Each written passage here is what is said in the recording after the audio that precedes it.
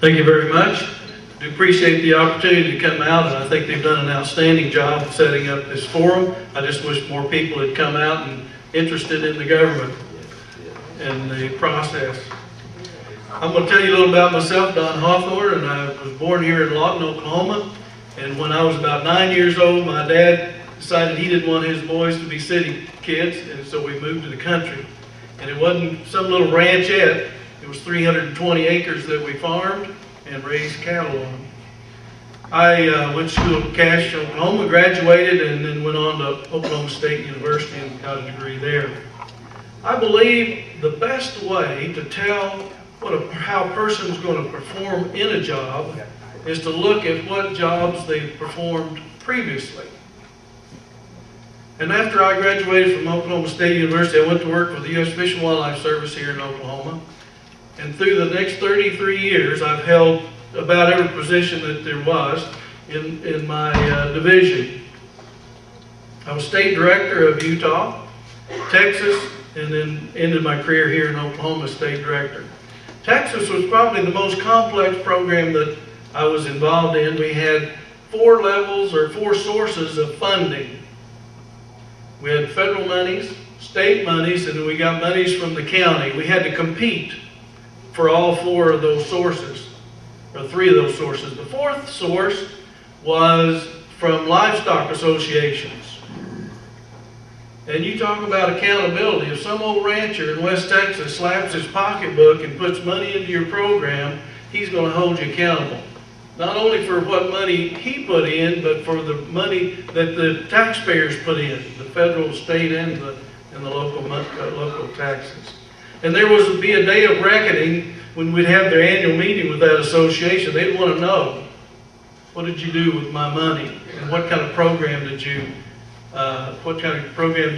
deliver to the citizens? And I feel that same way about the county program here. I think that the employees of the people, the elected officials, should be accountable on how the money is spent. I think how the money is spent should be reported and published. I've been trying to find out a little bit on how the money is spent in this district. And I'd like to see a little more transparency and a little more openness about how our monies are spent.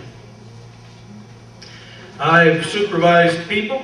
In Texas, we had over 200 employees. I think the best way to supervise is to supervise by example. I work hard and I expect everybody else to.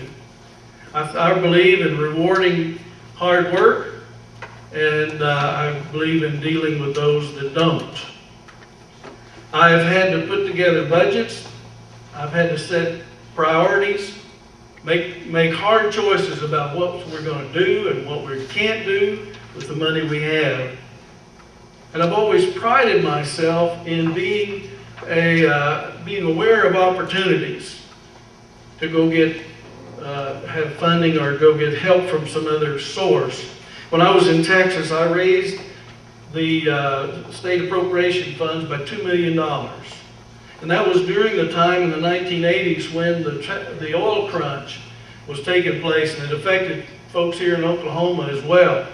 And it wasn't a matter of how much money could get us, how much money you could hang on to. And we were able to increase the funding down there by $2 million over the 10 years that I was state director. When I was state director here in Oklahoma, we averaged an increase of $200,000 a year while I was in the state office. I believe there's opportunities. I believe that there's opportunities to refine the program. When I've managed, I've not been satisfied with the status quo.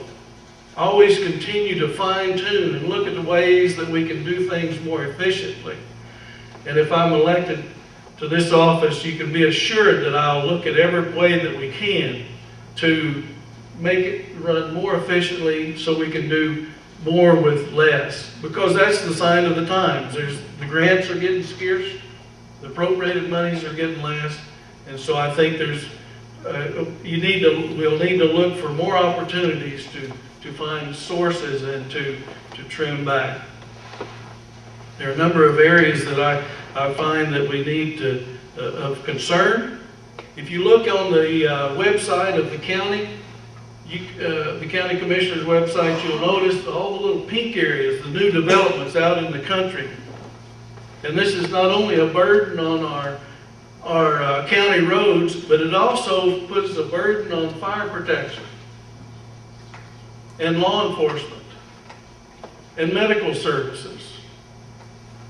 I've talked to a number of people who work in the volunteer fire departments, and they say that their first responder vehicles makes more calls than their fire truck.